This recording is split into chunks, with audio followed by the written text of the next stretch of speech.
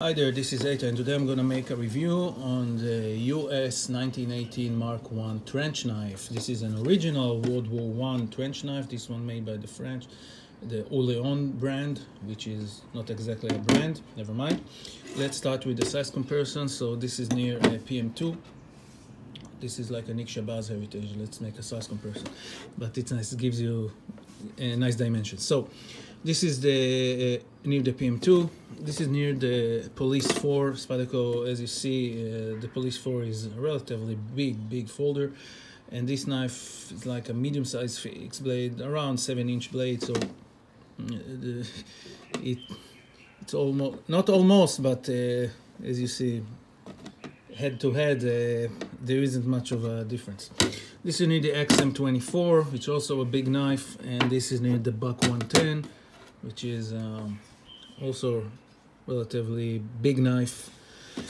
Okay, we have over here almost a 7-inch blade. Most of those models had almost 7-inch or 7-inch blade, made from some sort of a carbon steel, around estimated 50 something hardness Rockwell. Mixed up. Hardness Rockwell C.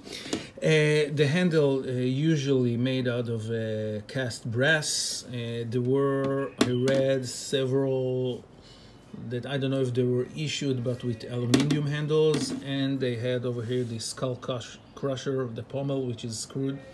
The blade itself is a dagger shape, hidden tang inside the handle, and we have over here huge round sort of a guard, and of course the knuckle, which are very familiar with Allied knives from World War I. The original sheath was from metal, and later on they used another. So what is the history of the knife, why it was shaped like that, and etc. Well, we need to go back to World War I. The year is 1917, 1916. The Allied forces, the Western Front or the Eastern Front, it depends if you're with the Allied forces or the consent, are in sort of a stalemate, trench warfare, and there is a lot of time that soldiers, not a lot of time, but there are times, at least what the history documentary tells, I've never been there, hope I won't be in a situation like that, that there are face-to-face combat, and there is a need to use improvised cold weapons. And we know that the French and the German, they used all sorts of types of knuckles, clubs, axes, and knives. So the US military decided to, after they learned what it's expected there on the war in Europe, they decided to make their own knife, which they can equip their allies and equip their own soldiers, which they were supposed to be sent there in 1918. So we start with that model. That model was the 1917, which is sort of a shank. It's what used to be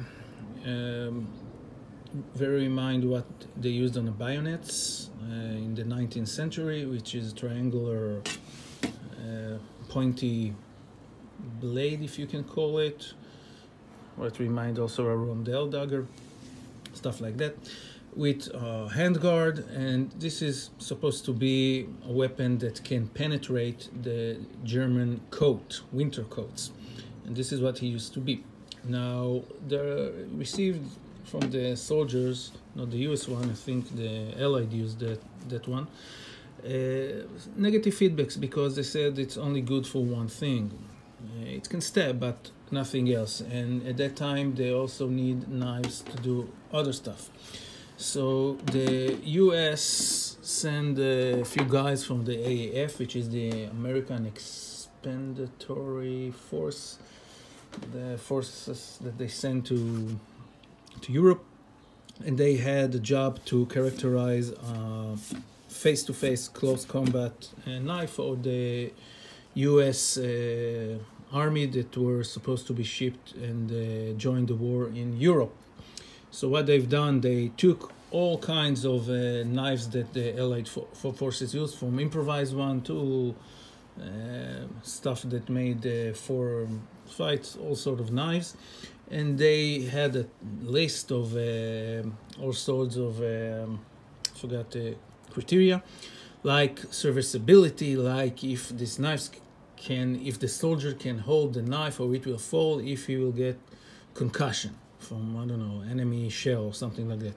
If the knife can penetrate the enemy coat, if the knife can use to other stuff other than stab, if the knife is strong enough, if the etc., etc. And they arrived to this shape. Okay, this shape, which is a sort of a dagger shape, but you can use it also to utility.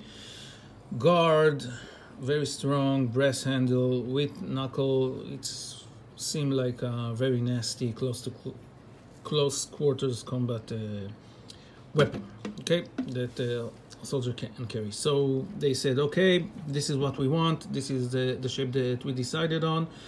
It's relatively heavy, by the way. And they say, okay, start to making them, because we need 1.2 million of those to 1919, because this is where we're going to do our offensive on the German front. Okay, and it was 1918. So they placed the order. The first one that made them was the French, because the French had the factories, they had the facilities, and they made it under a brand called Orléans. Now, the Orléans, it's not one factory. There isn't much of information about who was or who were Orléans, but what we think that it just several factories or foundries that made those, and they just stamped them under one manufacturer or a brand name or something like that. And that was the first thing. Several thousands, I mean tens of thousands, but not too much. What you can see that the brass handle is in very poor shape. It's not that it was deformed or something like that. This is one of the things that characterize the Orléans knives, that the fit and finish, or the finish on the handle is it's a bit rough. So if you see Orléans with a very nice finish like they have on the LF and C knives, start to be suspicious that something is wrong. Anyway, so they ordered that, and they also ordered several hundred of thousands, as I said, 1.2 million, the US Army ordered, from Landers, Ferrari, and Clark, I hope I pronounced it right, which were stamped 1919 L, F, and C. From Henry Diston and Son, which were stamped HD and S, and from Oneida Community Limited, which stamped OCL. By the way, those guys, part of them also made this one, the 1917 Mark I trench knife. When the war ended at the middle of 1918, the US military halted all the orders and told, I think, all the manufacturers beside LFNC, Landers and Clark, to stop, and they kept only an order of 120,000 units. So there is, it's estimated that there were manufactured 150,000 units of this model that were fully manufactured, and there were also unknown number of parts, like only blades or only handles that went around. And it's important because they will show up later in history. So World War I ended. This knife didn't showed up at the battlefield because they didn't made enough, maybe several thousands of Orléans, but unknown number. And then the US military decide, okay, let's take those 120,000, keep them, let's store them and wait till next war. World War II arrived, and there is a shortage of knives. Whoever knows history, so in World War II, the US armed forces were really needed of knives, and brass was very hard to find, so they characterized most of the knife with leather leather handles and stuff like that, but they held also those 120,000 units. So they gave them, most of them, to paratroopers, but they cut the guard, because one of the problems with that knife, if any of you carry a knife, it's not, it's very not fun or friendly to carry, okay? It's not that you have a big coat and you don't feel this bump. You feel it, so it can also reduce a few grams of the weight, few ounces. So, and they gave it to the paratroopers, like, with the guard cut it, and the blade, by the way, were blacked. And they send them to the war with those knives, so you can see several of photos and stuff like that of US armed forces with that model. After that, World War II, those knives were retired and replaced, but you could see them in Korea Wars and Vietnam Wars. More in Vietnam. Why is that? In Korea Wars, maybe several took them to, in the Korea War, several maybe take them as, you know, as a personal knife or stuff like that. But in Vietnam, you see some of those that were replaced, the blade were replaced, because, as I said, there were in the market only handles. Maybe they were belong to original one that the blade were broke, or maybe they were one of those that handles made and the blade weren't fitted, or they didn't have enough time to make the blade, so they had only a handle. Several guys in Vietnam used to take a Mark II US Navy Mark II knife, you know what they know as the K-bar knife, and put the blade on that handle and trade it with guys from the South Vietnamese army for stuff, I don't know. And it was sort of a thing there, because you can see them in literature that those stuff also exist.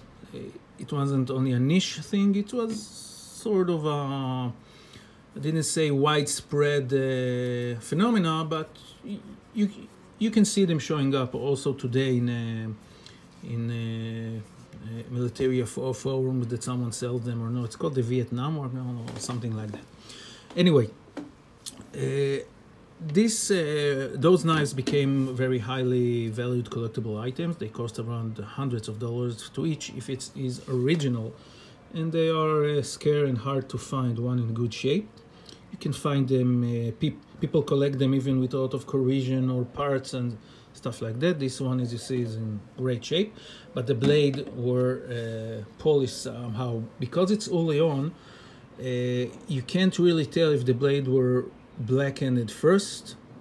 I didn't see any signs that they were it was a black version, because the US made one were black version, and so it's hard to know. If you want to get one or buy one, you need to check with